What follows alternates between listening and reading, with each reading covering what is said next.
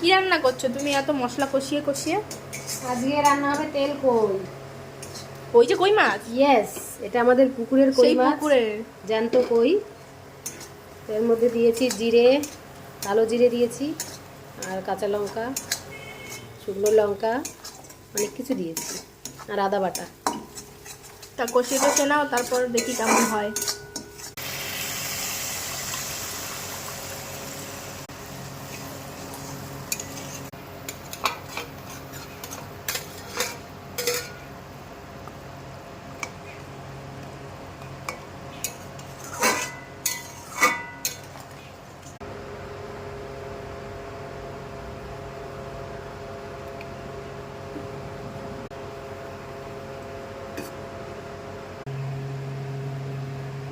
তো এইভাবে বানিয়ে ফেললাম আমার তেল কই।